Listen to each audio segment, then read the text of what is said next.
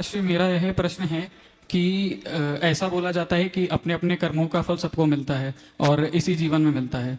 तो क्या ये सत्य है कि जो भी अच्छे कर्म या बुरे कर्म हम लोगों ने करे हैं वो हम लोग इसी जन्म में घटित करेंगे या अगले जन्म में जाके घटित करते हैं, या पुराने जन्मों का जो भी फल होता है वो हम इस जन्म में घटित करते हैं? देखिए, बात बिल्कुल सही है कि हम अपने किए का ही फल पाते हैं, दूसरे के किया का फल नहीं। और हम इस जीवन का भी फल पाते हैं और अतीत के जीवन का भी फल पाते हैं। कोई जरूरी नहीं कि हम अपने सब कर्मों का फल इसी जन्म में पाले। ऐसा भी संभव है कि हम इस जन्म में बांधे हुए फल कर्म को आगे अनेक जन्मों में भोगने के लिए बाध्य हैं। और कुछ चीजें ऐसी होती है जिसे बहुत अच्छे से समझना चाहिए। हम कर्म का फल तो भोगते ही हैं, लेकिन कई बातें ऐसी होती जो संयोग से हो जाती।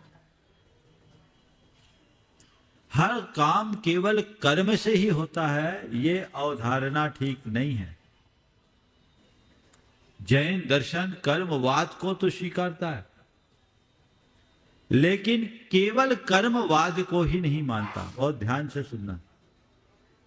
जो कुछ भी होता है केवल कर्मोदय से ही होता है, यह कथन एकांततः ठीक नहीं। कुछ घटनाएं संयोग से होती। पारसनाथ भगवान के ऊपर कमठ ने 10 भव तक लगातार उपसर्ग किया। अब कोई बताए कि वो उनके कौन से कर्म का फल था? है क्या हमारे पास कोई ऐसा कर्म? 10 भवों में तो उनका ऐसा कोई कृत्य दिखाई नहीं पड़ता कि पारसनाथ भगवान के जीव ने किया हो और उसका फल उनको मिला। फिर ये क्यों मिला? ये संयोग से मिला। रामचंद्र जी को वनवास हुआ। कोई बता सकता है क्या कि ये वनवास उन्हें किस कर्म के उदय से मिला? बहुतों ने पद्म पुराण पढ़ा है, श्री राम के चरित्र को पढ़ा है, लेकिन कोई नहीं बता सकता कि उनके वनवास का कारण क्या था। ये संयोग से मिला।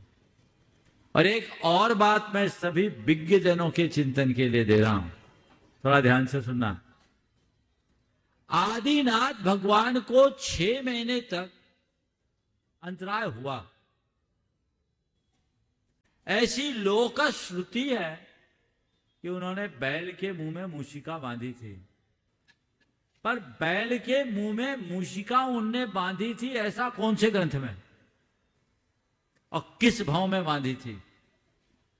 अगर किसी को ऐसा कोई प्रामाणिक ग्रंथ में उल्लेख मिले तो मुझ तक जरूर भेजे, उससे मेरा ज्ञान वर्धन होगा। तो बहुत सारी चीजें हैं जो संयोगों पर निर्भर करती है, समझ गए? तो संयोग से कर्म बनते भी हैं और संयोग से कर्म बदलते भी। इसलिए क्या करो? कर्म से घबराओ मत, धर्म को धार लो। कर्म कितना भी उदय में आए, कैसा भी कर्म उदय में क्यों ना आए,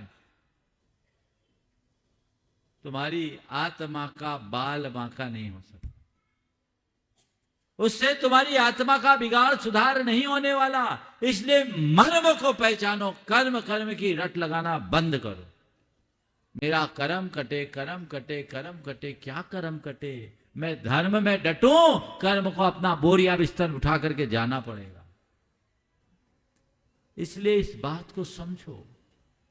आचार्य कुंदकुंद ने इस संदर्भ में हम सबका मार्गदर्शन करते हुए समय सार में कहा कि कर्म कर्म कर्म कर्म कर्म कर्म। तू बहुत देर से रट रहा है, सुन सुन के मेरे कान पक गए।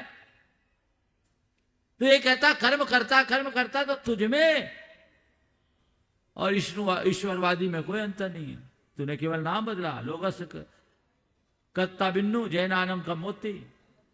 उनने अपने कर्ता का नाम विष्णु रखा, तूने उसके कर्ता का नाम कर्म रख दिया। नाम ही बदला, काम थोड़ी बदला। तो कर्म करता नहीं है, कर्म केवल निमित्त है। और वह निमित्त भी अपना फल अपने हिसाब से देता है। इसलिए मर्म को जानिए, और धर्म को आत्मसात कीजिए, कर्म से कुछ भी बिगाड़ नहीं होगा।